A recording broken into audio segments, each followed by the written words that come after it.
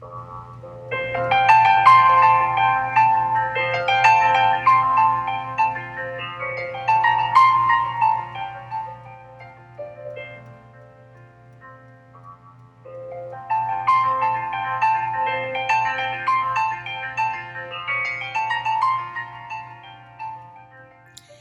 there, this is Dr. Antoinette Linton, and I am pleased to have my guest on today, Dr. Vita Jones.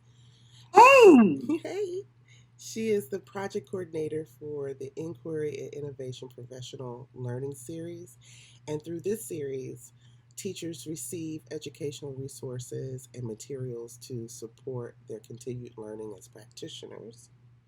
She has worked with children for over 25 years as an early childhood teacher and for over 20 years as a and over 20 years as a special education professor for teaching candidates.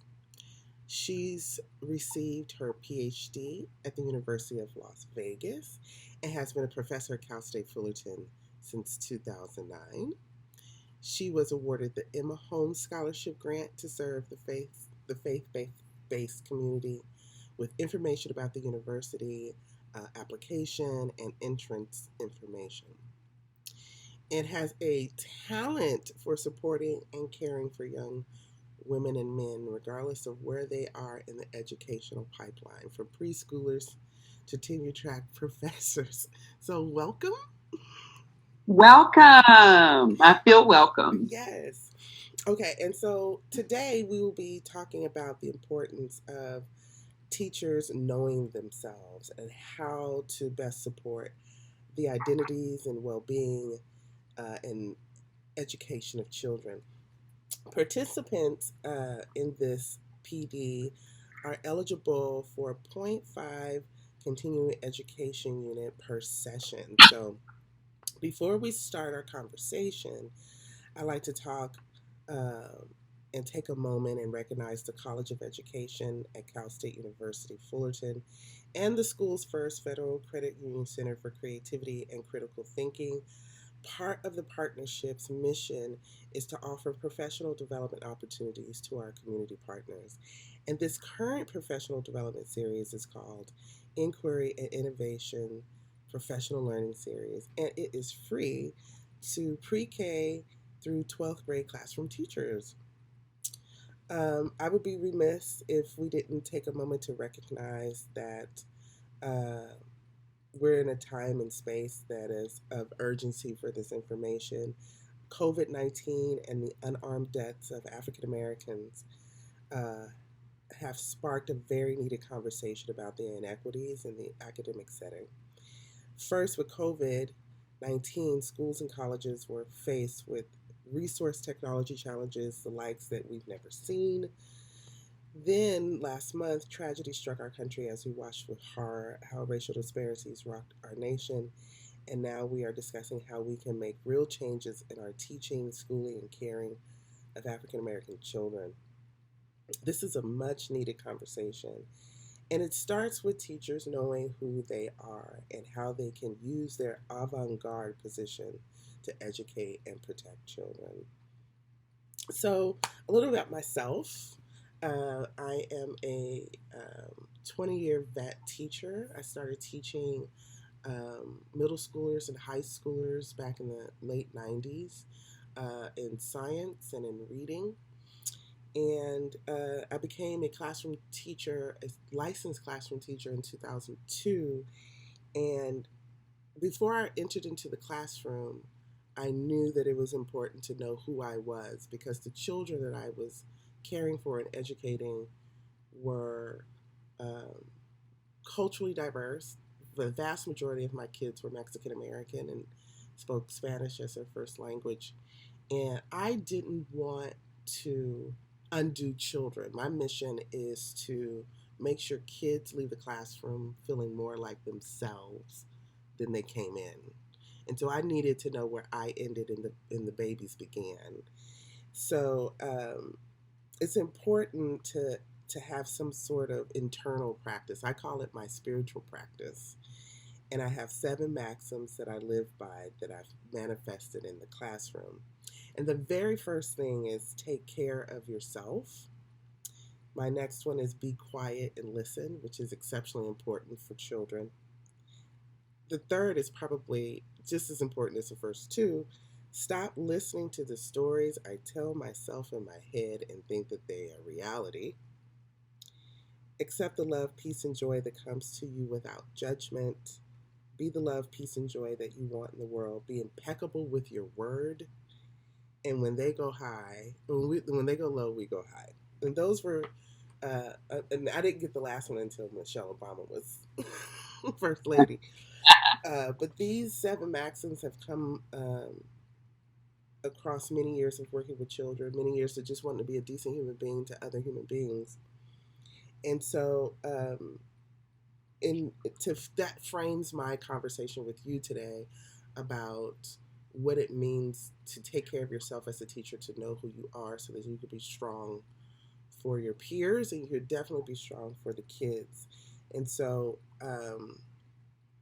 we recognize that it's very stressful being a teacher, and there are going to be times that it's confusing and the kids are going to get on your nerves and you may feel ineffective. But if you have a internal barometer that you can remind yourself how to be good to yourself and good to the kids, it seems to work really well. So during this podcast, we will be talking about how we find out who we are as teachers, what resources I and my co-host have used to have clarity of self, and in our skills, we have empowered children to think and be critical thinkers and to be self-loving, and how our own selves manifest in the classroom. So this is a very honest and open conversation. So, hey there, Dr. Jones. Hey there, Dr. Linton. So this conversation is super important and timely, and I can't express how powerful this will be because you are a teacher mother to me, and your care shows through all the work you do with others. So I'm going to ask you this series of questions so you can enlighten the world on your experience and why you're so good at what you do. So, why do you think it's important to know who you are as a teacher or as a person, and how did you figure that out? Okay, I want to just weigh in on how excited I am about this conversation we're having too, and how authentic it is. Most times, teachers get just practices that they're told that they should go into the room and implement without ever looking at their own selves, Mm-hmm. having any reflective practices to know why they're doing what they're doing and what they bring to the table. So I love all of the things that the 7 maxims are just phenomenal. Thank you. And take care of yourself. I'll start with that one. I heard a saying by Ayanla Avant that says, "My cup runneth over. Everything in my cup is for It's me, for me. and what runs over is for everyone else." Yes. So in self care, it's really important that it comes out of a well or a spring, so to speak. Whatever you give to others, it comes out of the well of what you have within you. And so if you're void, if you're empty, if you're tired, then you can't be creative. You can't solve problems. You can't support students. Right. So taking care of yourself is very important, and each of us defines it a different way. But all of your maxims are effective, and I've used several of them. When I first started teaching, I went into my classroom after I decorated it and just sat there and imagined the students coming in. I got the roster, I saw their names, and I just mentally thought about them marching in, hanging up their coats, and what I would do with them, where they would sit, and what we would do. So, in being quiet and listening, I learned to visualize things before they happen. And so I put them in the most positive light, that they're going to come in. This is going to be a good experience. They're going to get a lot. They're going to teach me a lot. I'm not always the teacher, so to speak, right, but I facilitate learning. So I can open up dialogue, even with my early childhood students. Absolutely. And allow them to have some autonomy in that space. So I think that speaks to what you asked. Yes. I remember because I knew a very little Spanish when I started teaching, and my Spanish is still very rusty because I didn't get to use it while I was a teacher in LA. But I made a Spanish word wall, and my Ah. students were in charge of it. Mhm. So I had students who didn't speak English, and I was teaching them biology. So we Oh, had to communicate. And I had to come to terms with the fact that I was a Spanish language learner. Like these children were English language learners. I was a yes. Spanish language learner. So we were all learning together, and the kids were so gracious about giving me the phrases and the words, the vocabulary, so I could make myself um, more teachable. I could be a more teachable teacher, if you will. And so that was really, really important. Um, this is usually a question I ask folks when they're thinking about becoming teachers and they don't think about teaching this way. And you mentioned that it's very important that you fill your cup and you know what your cup is. You know Mhm. the construction of what your cup is, and I find that my cup comes from my family, how I was grounded, how I was raised, and the women in my family. I teach through the spirits of my grandmothers, and I teach through the knowledge and care of my aunt, my mom. So, who in your family garners the most respect and why? I would say the elders in my community garner the most respect. Hmm. And the reason is the many lessons that they taught me. No, they weren't all educators. They Hmm. didn't have degrees. They didn't understand curriculum development, but they understood life. Mm. And so they taught me things, how to conduct myself around different groups of people, Hmm. how to get what I needed in whatever space I was in, like the behavior that I needed to embrace in church Yes. as a young child, really set me up for success in school Hmm. because Hmm. I had already learned to sit an hour or two um, in being in church every Sunday. So when I started kindergarten, it was not difficult for me to have a 2.5 hour day with a kindergarten teacher. I was well aware of the authority that parents and elders carried in my community. And so there was never a back and forth exchange, Hmm. which made it easier for my teachers to teach me. Hmm. And some people might say, well, where was your voice? Okay, well, I understand, and we'll get to that. And that had to develop as well, Hmm. but initially, a foundation had to be laid, and then I could go on to evolve and learn my voice. And I'm so appreciative for the elders and the way they taught me. And in this current climate that you're describing, I'm thinking about how we had to learn things that maybe our white counterparts didn't have to learn Right. about how to go out in society and conduct yourself because the goal was to get home at night. That's We right. knew that we were not always treated the best. So I see those same things happening now. But it was the elders in my community that gave me a love for teaching. My older sister was a teacher, and I feel like I followed her Hmm. pattern. And even as a young child, I used to line my dolls up and boss them around. So early childhood came natural. My mother was one of the first community leaders in our city to open the Head Start program. And while she enlisted, I got drafted. Yeah. So, anyway, I got a lot of experience working with young children early on. I bet. I when I teach, my grandmother, as my very first elder, my mother's mom, comes into my being literally. Like when kids need to be redirected firmly, it's that power, that care she gave. She could give you a look that let you know you were cutting up and not say a word, and you didn't have to do anything, or like you could just go and find your seat or find several seats, as my girlfriend Tia likes to say, go find several seats. And I found myself tapping into that eldership that you're talking to while working with kids, and it gave me such a grounding.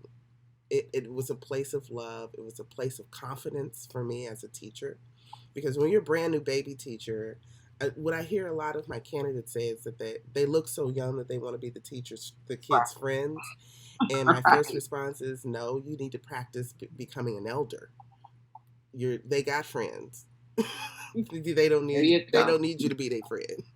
But what they need is the protection and your guidance and your problem solving ability, because they're still learning those things and they're looking to you to lead them that way. And so I encourage my candidates to figure out who in their family garnered the most respect and who in their family was the best with children, and who in their family was like the bookkeeper, the person who knew all the numbers and the digits and the family history. There's always somebody in your life that has those plays those roles. And when you think about them, you then call forth something that's very authentic in you, because you spent so much time with your family or your friends that you can tap into that care and love and leadership when you're working with the students, and it doesn't look crazy. Right. It's authentic. It's Yes. authentic, right? So you don't have to emulate something that you saw in a video. What you have to do is interpret and translate what it is that you need to do and how it's been done in your life previously, so that you can move organically with the kids. um, Next question. uh, Okay.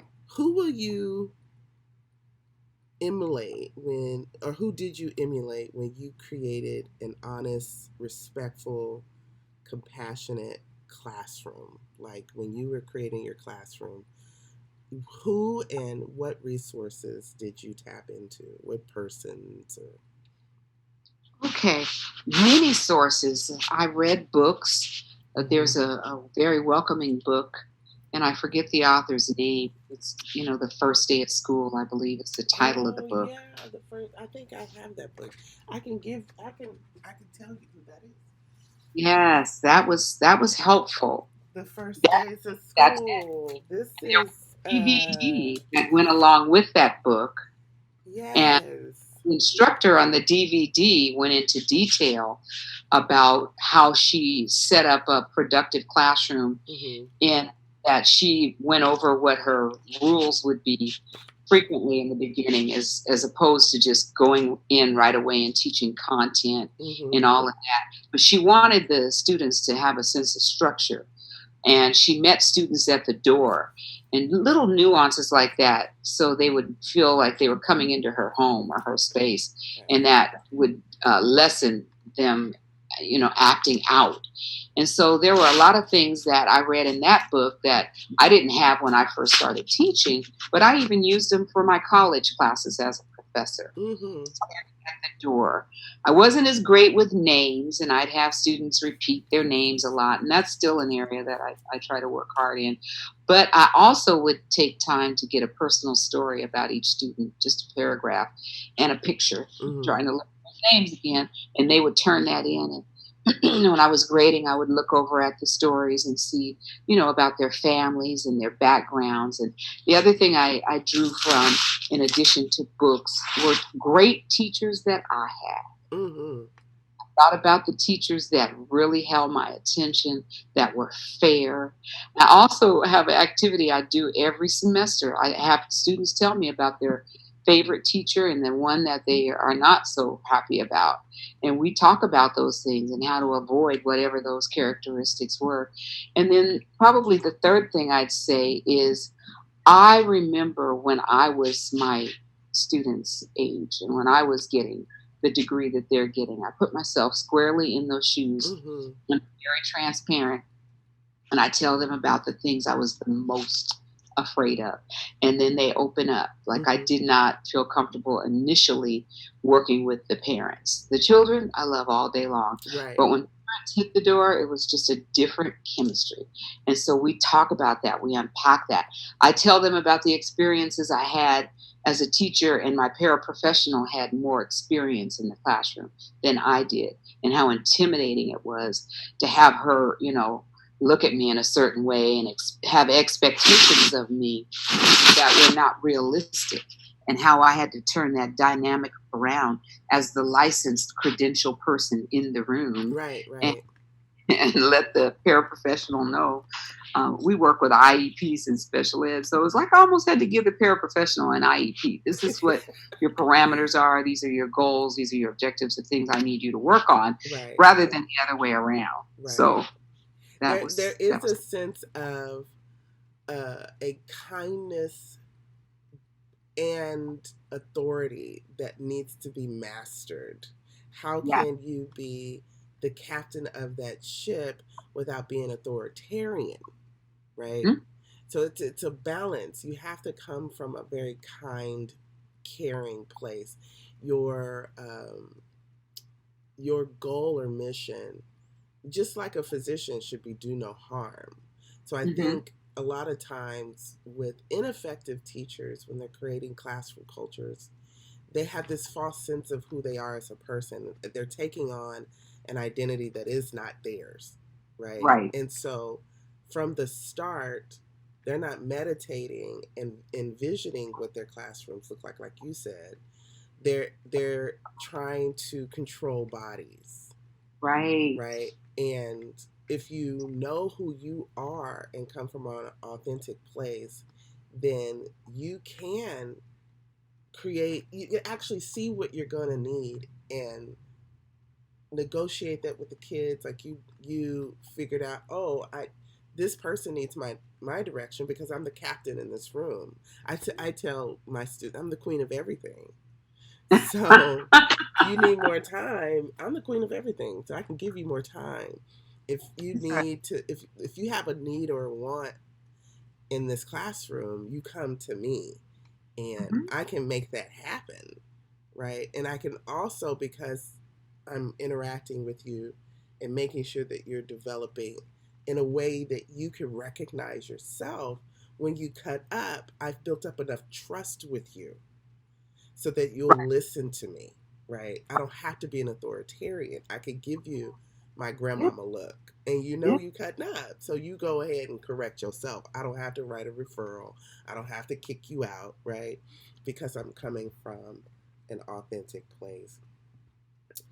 How can we help those teachers who have not done this kind of work, who may be uh, just now creating their teacher ideas, but maybe at the expense of the kids? Like, they're, how can we shift folks from this kind of, I just need to control their bodies and they just need to sit still and they just need to listen to, no, I have conversations with my kids. I create a community with my kids. How can we shift the dynamic?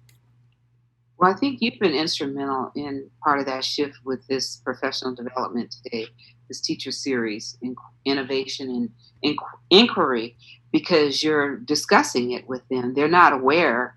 It's like you don't know what you don't know. Right, And right. so this brings a level of awareness that, oh, I need to do my homework. It's Mm-hmm. like I'm expecting students to do, their homework and come in and comply and follow rules and understand procedures and policies and do all these things. Well, there are some rules of endearment, I'll call them, that we That's need. beautiful. Rules of that should be a tweet. If I tweet it, I need to get in the tweet world. Rules of endearment would be the my first Yeah. tweet. Yeah, get to know them, get to know their personalities. Most of the time, I tell teachers, observe. Don't be so quick to just be hands on. A Mm-hmm. big part of your Mm. job is observation and in looking at what the students will work for and pairing preferred activities with non preferred activities. Yeah. Oh, good. And give them a visual schedule or an agenda so they know, okay, if I hang in here for this difficult math lesson, I'm going to have whatever that I enjoy doing Mm-hmm. afterwards. Put Absolutely. things that are difficult just before lunch or something like that. Just try to imagine what kind of day they are having and how to ebb and flow to get the best out of them. Mm-hmm. Frequent specific praise is something I like to give students Mm. instead of saying, oh, great job, attaboy, or whatever. No, I like the way you sat in your chair. Mm-hmm. So when I praise you, you know exactly what you need to do next time. Absolutely. Not open Absolutely. ended. So there are just things like that, I think, and building that relationship, taking the time, being self aware, And we're all about social emotional learning now, whereas we weren't when I was growing up. I grew up in a very strict Catholic school where you could get rapped on the knuckles with a Mm, ruler and all those things. They definitely believed in managing your body and your yes. mind. And so as a result of that, I felt what it was like to be under that strict authoritarian, and I wanted my students to have some freedom. But yet I had that call in me from my foundation is to create, first of all, structure. Yes. And in that, let's have fun. And I love what you said Yes. about self correcting. I love to ask students, do you think you did anything? Right. I don't want to tell you what you did Right. wrong. Right. And when you identify it, you automatically have a buy in. So now what do you want to do next time? And it's just, and the human heart and the human mind will confess on itself. But if I point it out each time, then there's an argument, there's a power struggle. Right. But you Right. let me know what you think you could have done differently or better. Right. So when you learn better, even as a teacher, you do better. Absolutely. I would get to know a personal uh, characteristic or something the kids wanted to share with you. I would learn like a talent, a habit, something that Hmm. they're interested in for each kid. And I was a secondary biology teacher, so I had 150 kids a day. Yeah, it's a lot of kids, but each kid is different. Each class is different. We have 5 or 6 classes a day, and I found that each class that came in had its own personality and its own self expectations as a group. And so all day long, I would just kind of try to help manifest the relationships between kids so Mm, that if I needed to be the the tyrant in the room to keep them safe, they would bond together and be like, she's so mean I today. teach And they you. would have Yeah. each other's back.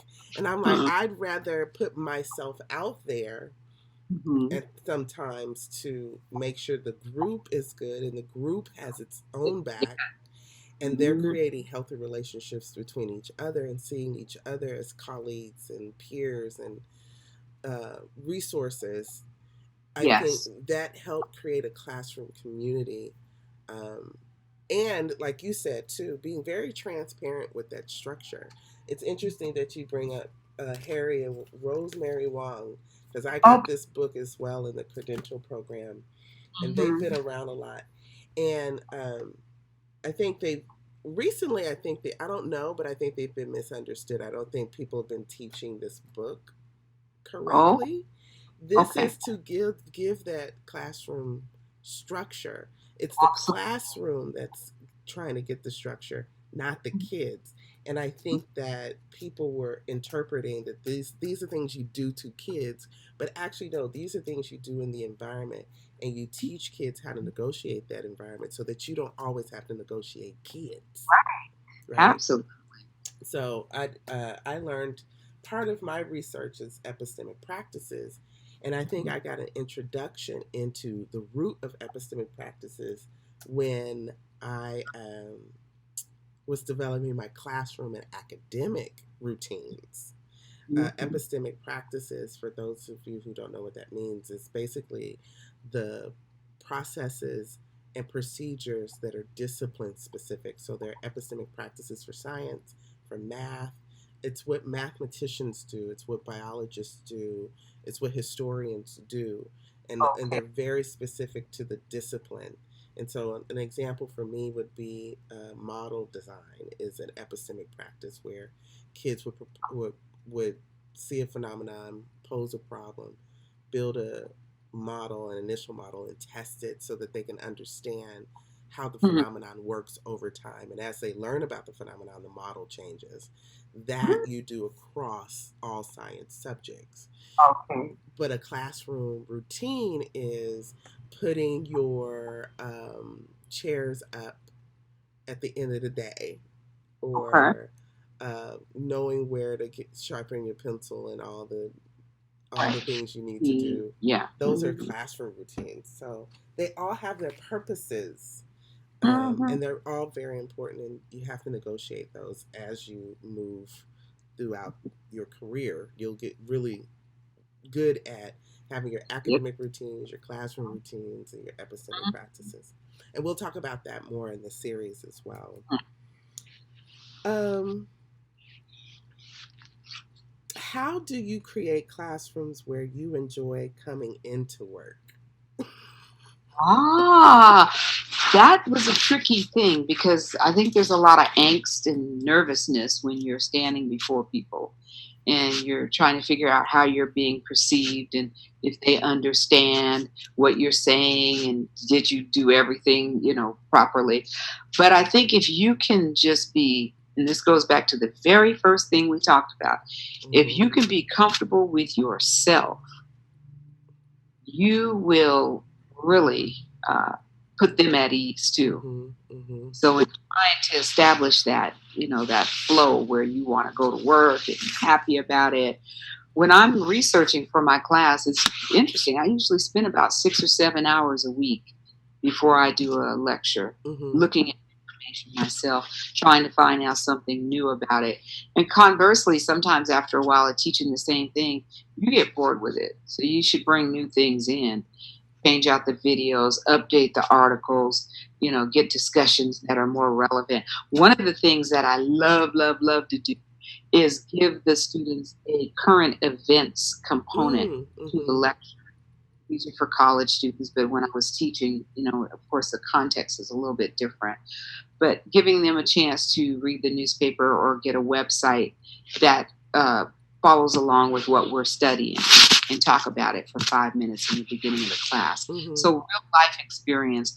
I tease the kids sometimes and I say, we have to hear about these old dead men, the theorists, and Vygotsky and Piaget and Erickson, and Mm-hmm. we'll go down the row and we know very much what they stand for and their theories, the constructivist theory, the developmental theory. Mm-hmm. We cover that in detail. And I'm like, but none of those guys are around right now. And so what you need in your classroom today is, and they begin to tell me what it is, and then we look for ways to implement it. And then we also evaluate it, whether it's based on any of those theories that are, so they can be, first of all, with special ed, they need to be legally defensible. Mm-hmm. So Yes. theories you're using, you need to know where they came from and why you're using them. And that gives me a lot of energy and makes me want to keep moving forward, especially as we look at some of the cultural issues that our society is facing. I like to introduce things like the doll study Mm. because early childhood teacher, I wanted teachers to understand how young African American children feel about themselves at the ages of 3 and 4, Right. and what is the teacher's responsibility in building up their self esteem. Absolutely. Absolutely. And giving them the infrastructure so that they can stand on their own 2 feet without having to be forced to assimilate or forced to self deprecate or um, all the negotiations that specifically black children and I have a feeling brown children have to do this as well, especially around language and Yes. stereotypes. Both groups struggle with that. And so that's a very good question. What is our responsibility to make sure that they can grow into the citizens they want to be, as opposed to being forced to be whatever stereotype that's living in the teacher's head? Stepford children. No, no one needs Stafford children, but we want to produce a level of agency within the kids so that they have control over what qualities and what skill sets they get to share with the community. But you have to recognize kids as having that within them. Absolutely. You You're have to not, they're not recognize it. blank slates, even as young as, because I taught early childhood, I started with 0 and in utero. And Mm, amazing how selective a newborn is. yeah. So much so until the nurses rotate in the neo-NIC unit for those infants that are born and are fussy because of a disability or an illness. They will feed better for one nurse than they will another. Right. They're born with preferences. Right.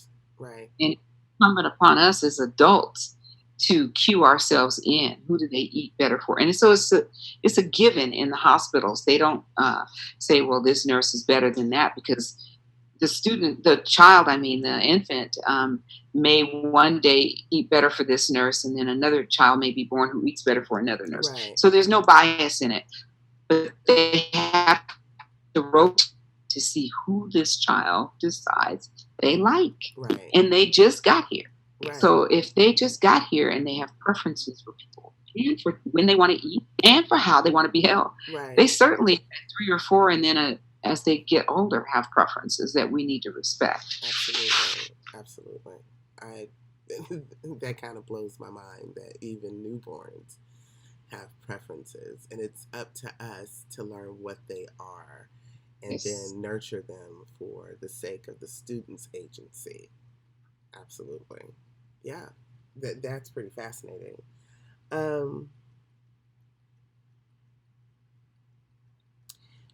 Our dean has stressed that the work we do for just equitable and inclusive education is really important now.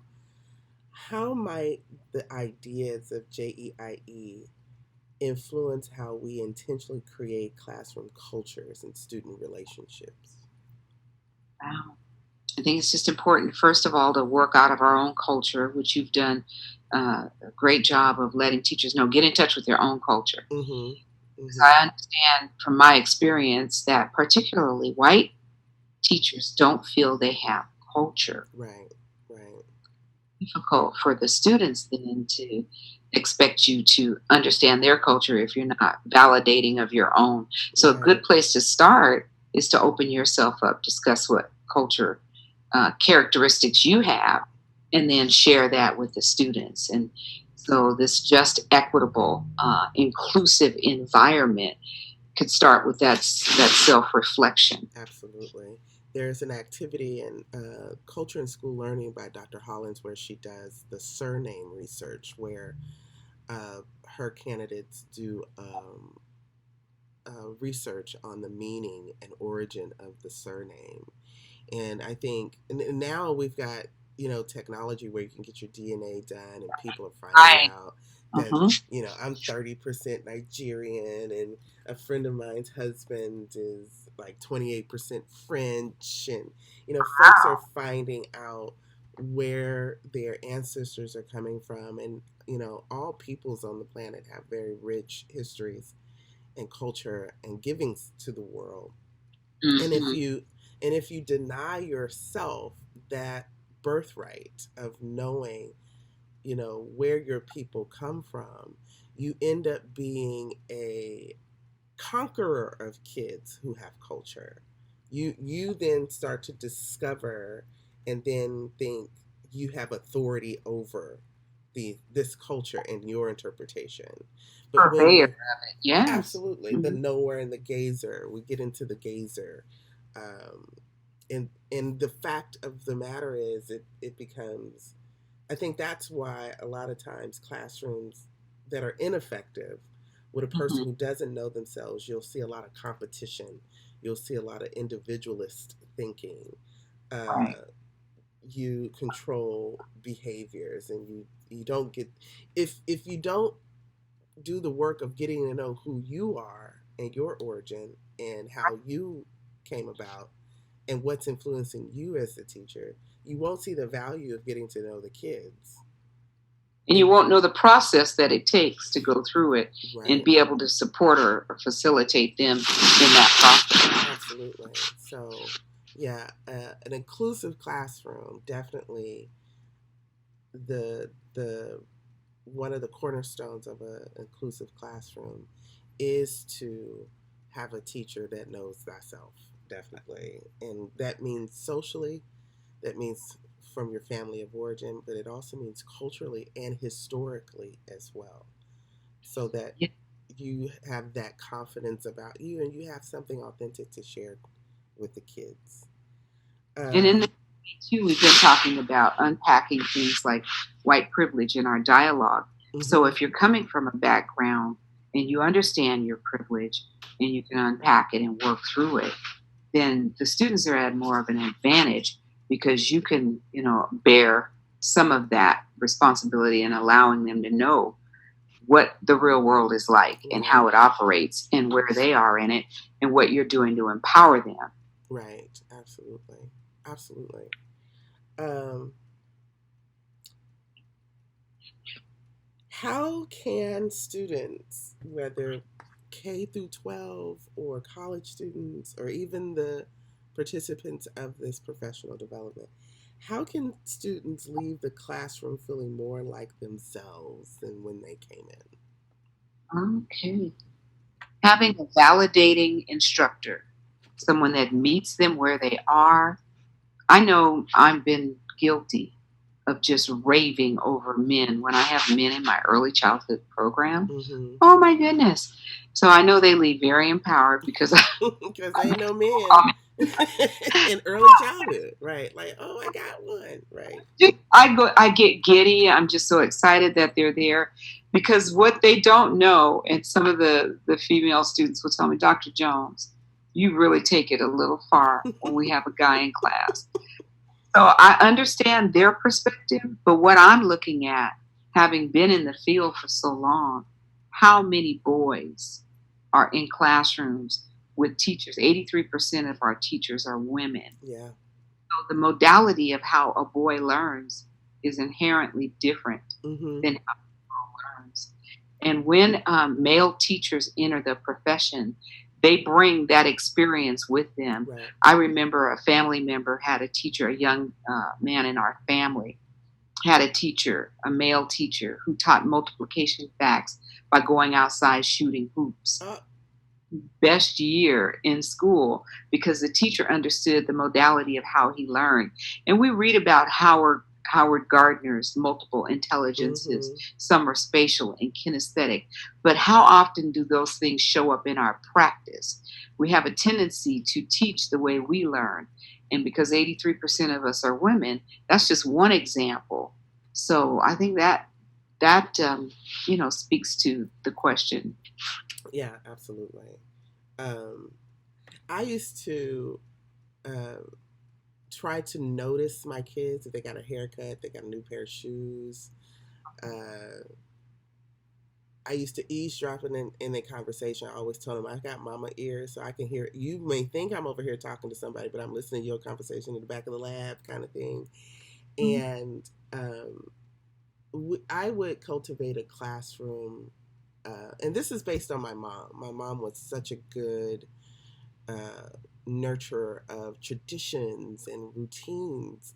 And so for Halloween, I bring treats and show the Charlie Brown Great Pumpkin. And I do this with my candidates, with grown people today. Like if I'm teaching in the fall and Halloween comes around, Modeling it, yes. modeling, I'm going to take 20 minutes today. You can stay after, and I'm going to pass out some candy. And, You have them show up. right, right. And so Wow. I'd had those kind of points in the semester rituals where I just got to nurture kids, and I taught teenagers, so 14, 15, 16-year-olds, and they are some of the funniest, wackiest people. And so every day there was a point in time where we could all let our hair down. And because I use routines and Right. classroom routines and stuff, I teach it to them in September, August. By November, they're on their own. I don't have to keep Yeah. managing. Hmm. By April, they could teach somebody else. Right. So, we had enough room Hmm. to be ourselves and to tell jokes, and kids would say stuff funny, and I crack up sometimes, and that kind of endured ourselves to each other, like, oh, she's a Right. human being and she lets us be human in the classroom. So that's big time important.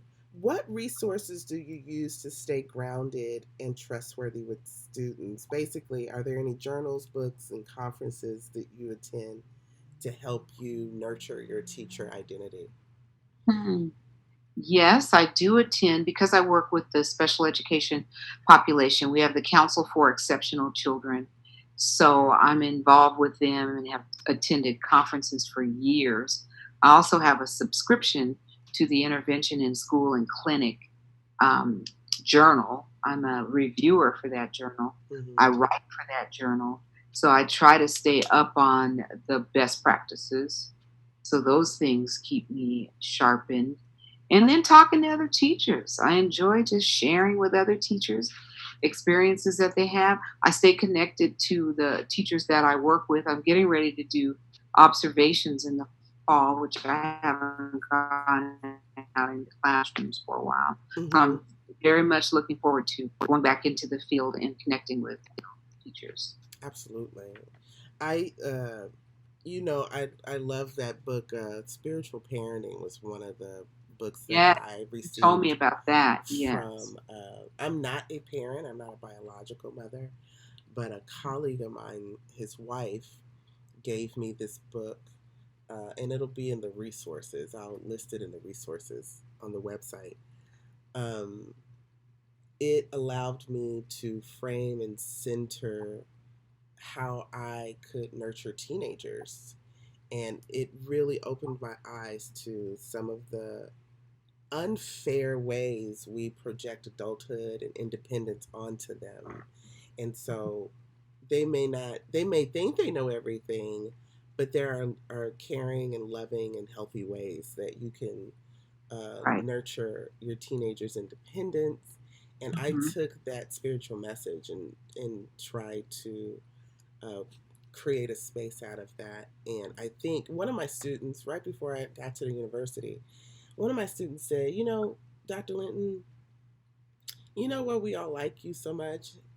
And I was thinking because I was funny and spectacular, but she was saying, she was saying, you reward us and punish us the same. Hmm. And what I heard from that is I'm fair. I'm teaching fairness by being fair. That's what Hmm. I was teaching. That even the straight A kid, if they were cutting up, they would see me go, like your academic prowess, your academic success does That's not, across the board. Yeah. right, it doesn't get you off the hook. It doesn't get you another. If the Okay. Mhm. kid who is always working my nerves, I actually have a prayer called prayer for a kid working your nerves. Even if you have a kid who's working your nerves, and they do something, and the kid who's the on task all the time and does the work on time and is always participating does the same thing, they should receive the same response from you. Right, right. Right. Yeah, and it's difficult to not have the teacher's pet. I'm guilty. Mm-hmm. Of course, it was in early childhood, and so what I did to kind of safeguard myself from that is I asked my paraprofessional to Mm-hmm. keep me in check. Right, I, right. he was very open too. She said, "You know what? He gets away with a lot." Mm-hmm. And so Mm-hmm. I had to sit with that information, and I figured out why he did. He looked like a family member Mm. that I was very close to. And I had to just, I said, okay, you're not doing him any favors. Right, right. My para was very aware of it. And so I said, okay, I want you to work with him a little bit more Mm-hmm. and give me, I need to focus on somebody else in the classroom. Right, right. Absolutely. It's hard to catch yourself. Hmm. And so the kids will point it out. Hmm. You want to do those check-ins. Yeah. Um, journal. I journaled and kept journals all of my career. So it's just processing that information and really truly diving into the self work. I did. Jalen Van Zant has a one day my soul just opened up. It's a 40-day reading. And early in my career, like 2, 3 years into my career, I picked that book up and did that 40 days. So I am an advocate of any kind of spiritual Yes. self help. Hmm. Make sure that you're okay first. And you find out that you have a language, a humanistic language to share with the babies when things get critical in the classroom, or two kids are having it out, or a kid may be having it out with you or had a bad experience in the last class and now they're there. Oh, It's yeah. good to Yeah. have that internal infrastructure, whether it's Mhm. intellectual or spiritual or emotional or whatever it is, there's a strength that every teacher has that they can tap into, that will connect to kids in the time that they really need you to connect to them, right? Yes. And it's not it's authentic. We're not asking you to be their parent, their aunt, their counselor. We're asking for teachers to be human beings who have professionalized their caring nature for kids. They've professionalized it. That way, you still have your healthy boundaries. You're still the elder in the room. You still grown.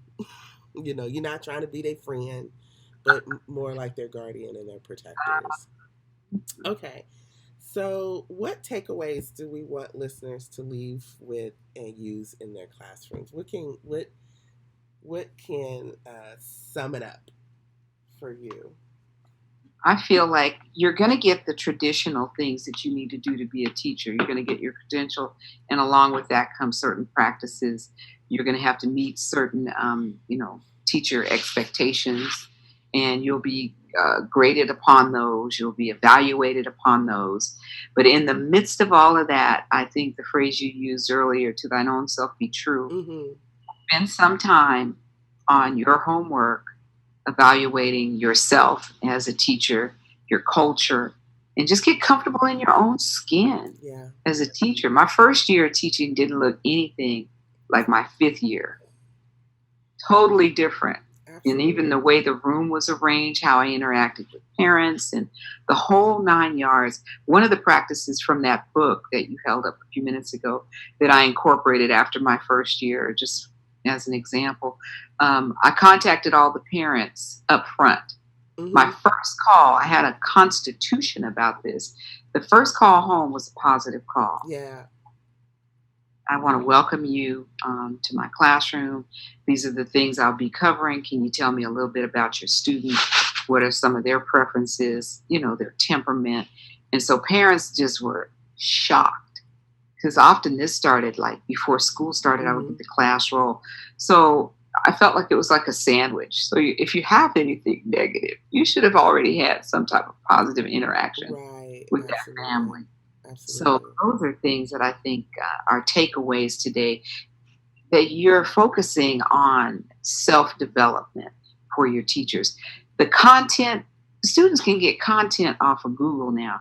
We are in a information age. Right. So the personality of the teacher, the disposition of the teacher plays so much because we're not just teaching content to individuals, but we're helping them become citizens, Absolutely. building Absolutely. relationships with them. We are modeling for them how to, behave in a space, and how to conduct themselves, not just to behave. Mm-hmm. There's times when they need to advocate for themselves. Mm-hmm. There's nothing better than a student coming and saying, I felt like this was unfair, or I needed to, evaluate something in a different light that maybe I hadn't considered, and it might have been oversight on my part. So staying pliable, you don't fall apart if someone corrects you or gives you some information that you now have to incorporate into your way of doing things. And I tell them, it was a funny story I heard my principal say when I was teaching early childhood. He used to tell the parents, "I'll believe 50% of what they say about you if you believe 50% of what they say about me." And Right. his thing was, to let them know we're all humans here. Right. This isn't an exact science in that we're learning, we're evolving. But I think if the students know, and if you know yourself, you're coming from a good place, Yeah. Your intention. best, Mm-hmm. you like the physician's code you said, do no one harm, Right. then I think you'll be very comfortable in your skin as you Right. Right. I think a takeaway for me would be cultivate your eldership role by really studying who your own personal elders are okay. and negotiate your deeply, we've all been cultivated in a society that we now see as uh, it has racist qualities, has patriarchal issues, has misogynist issues, and class issues. We all have to negotiate those things because we've been breathing air since we've been here, and stuff is in the air, right? So no one can escape it. So you have to cultivate your eldership to have the wisdom to know how to negotiate those things, especially when Right. they come up in the classroom. So I think the takeaway is, and cultivating the eldership so that you can negotiate race and class and gender, um, is about having that, tapping into that wisdom, picking apart some of the things that we've learned from family and society and our friends and our circles, Mhm. um, and really believing in our bones that these kids, our kids, are equal. They're going to grow up to be tax-paying citizens. So, what is our responsibility to make sure that they are prepared and not underprepared and set up to fail, right? Right, right. So, I think, and it's so, like I said, teaching is an avant-garde position. My girlfriend, Dr. Vita Jones, says that all the time. Teaching is an avant-garde position, so it has to be handled with the utmost respect and care. So Mhm. um, I want to thank uh, Dr. Vita Jones today for sharing her wisdom and her care and her mothering and her teaching. And I'd like to thank everyone for listening today. And I hope that this was helpful as we try to make sense of how to make our classrooms and our communities more responsive and caring for others. This will be hard work, but it's going to be worth it. And just a reminder, there is an e-journal that is associated with teacher identity work. So go be the joy, peace, love, kindness that you want to see in the world and continue to care for kids. Yes, indeed. I concur.